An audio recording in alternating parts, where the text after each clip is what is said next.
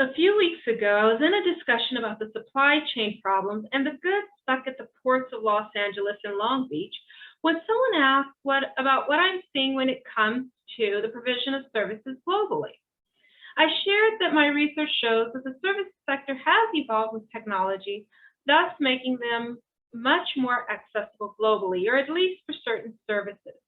At the same time, other key services such as transportation continue to face challenges.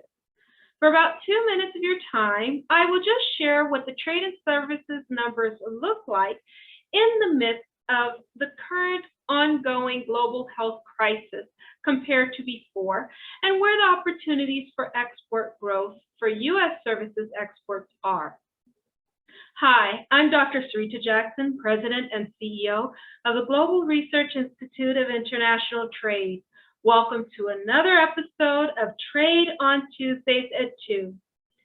Well, in 2020, U.S. global services exports reached $705.6 billion, which is a drop from the $876.3 billion a year prior. Despite the decline in total exports, some services industries saw growth, which illustrates the export growth opportunities, such as financial services, telecommunications, and insurance. Well, here are my 2 tips to help service providers leverage the opportunities for exports to the global market.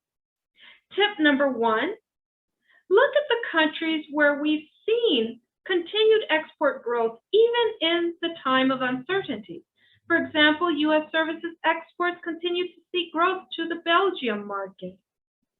Tip number 2, when looking to identify the right market for your service, take into consideration the ease of market access to certain countries provided by trade agreements.